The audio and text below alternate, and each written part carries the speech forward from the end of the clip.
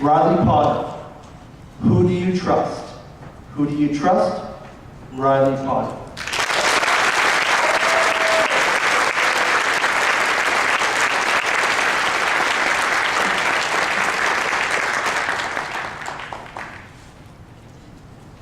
I had never been busier. I was just trying to keep everything glued together. I was so tired that by midday, I needed to take a nap. Truth is, I was just learning how to cut things out. Play school was not for everyone. But then came a new challenge, kindergarten. And with that, the beginning of a lifelong journey with trust. Fellow Toastmasters, who do you trust? I was 5 years old when I started school, and it wasn't long before I began learning life's lessons. Grade 1, Miss Byers' class. And Miss Byers says to us, "All right, children, we're going to have a coloring contest. Whoever colors the most beautiful picture will win this Bernstein Bears book." I loved books, which is to say, I loved looking at pictures in books. And so I began coloring, channeling my mentor, that king of crayons, Mr. Dressup.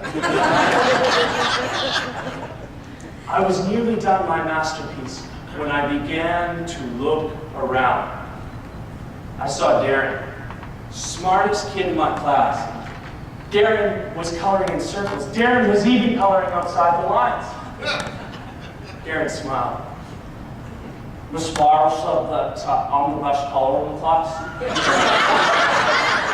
I'm going to win the coloring competition. I thought, nobody colors like that. Mr. Dressup doesn't color like that. Darren was smart.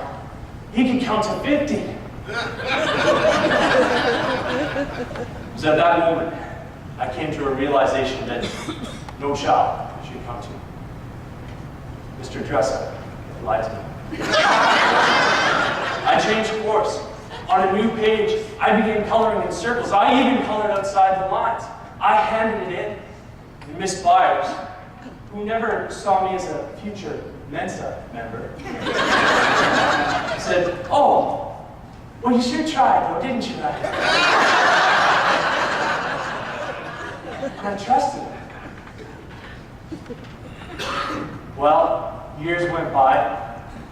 My bones got longer. My shoulders got broader. My brain stayed the same. I was 15, still looking around at my peers, who were a mirror of who I should be. At 15, that mirror was reflecting one thing: alcohol. One day, my friend John called me. "Riley, party tonight. There's going to be beer, there's going to be girls, there's going to be beer." That night, John introduced me to two new friends, Jim Beam and Jack Dent. "Trust me," he said. One sip. "Disgusting." 2 sips. "My throat is burned."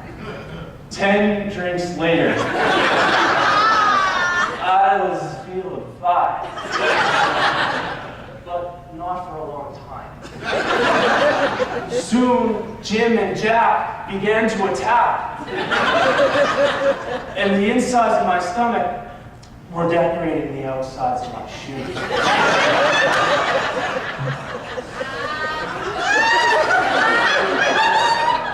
And I trusted them. 2 years later, graduation approached. I looked around. Classmates were watching their GPAs. Classmates were watching their CVs. I was watching MTV. University? I was going to be a rock star. In June, I walked across the stage, shook hands with my principal, and walked into an uncertain future. But then something changed.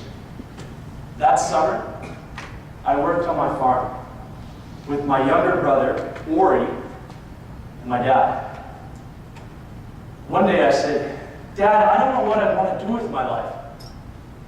Dad said something I've never forgotten. He said, "Riley, you're my son, and I watched you grow up. You know how much this farm means to me.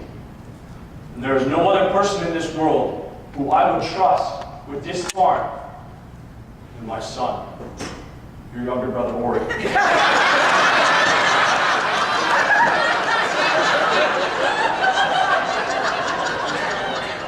Dad smiled, and he said, "You're not a farmer, and that's okay. But you gotta stop looking around at other people to tell you who you need to be. You have to listen to that voice that tells you to be yourself." I said, "Listen to Mom?" He shook his head. "No. Who do you trust?" And it dawned. Me. Yeah, I trust myself. You see, you can't trust Mr. Dress Up. Trust yourself. You can't trust Jim and Jack. Oh boy, trust yourself. You can't even trust your old man to leave you the farm. So trust yourself. The Dad's estate involves more than that farm. Mountain contest.